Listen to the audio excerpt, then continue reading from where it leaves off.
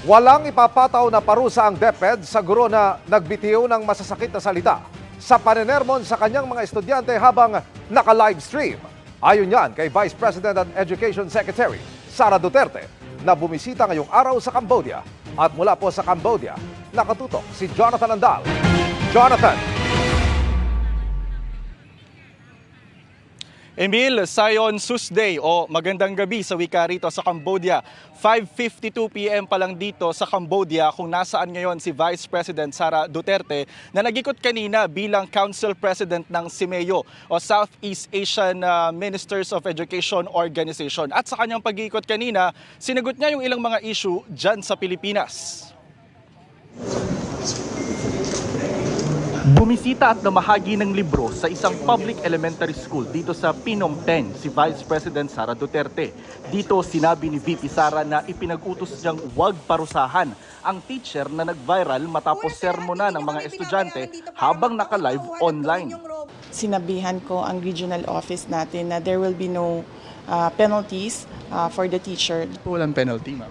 Dahil sabi ko nga, tao lang tayo lahat tayo inaabutan ng galit. Pinasabihan ko yung teacher, tumigil muna siya kapag galit na siya. Pag hindi na siya galit, saka siya magklase. Sakaling may estudyante raw na nagka-anxiety dahil doon, pwede anyang bigyan ng psychosocial intervention ng mga guro. Pero bakit kaya naka-live si teacher habang nagkaklase? Ang sabi niya, hindi niya alam na online siya. Hindi naman nagkomento ang bise sa arrest order ng Senado laban kay Pastor Apollo Kibuloy na kanyang sinusuportahan. Hindi naman na mag-matter yung advice ko and yung opinion ko dito, no. What I would suggest sa SMNI is to consult their lawyers kung ano yung mga pwede pang legal options nila with regard to their franchise. Tinanong din namin ang bise tungkol sa pinalutang na Duterte sa 2028.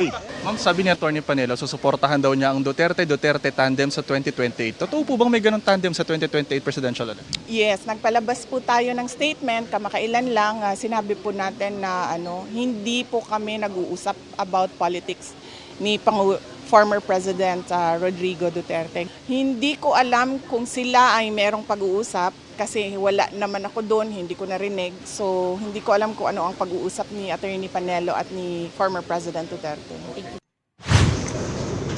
Kanina nag-courtesy call si VP Sara sa Minister of Education ng Cambodia. Binisita rin niya ang isang Philippine International School sa Phnom Penh. Nakipagkita rin si Sara sa Filipino community dito sa Cambodia.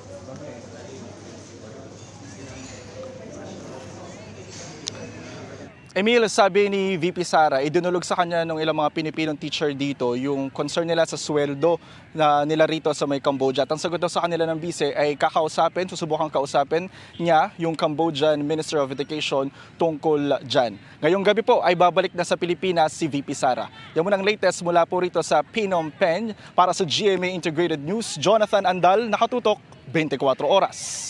Maraming salamat, Jonathan Andal.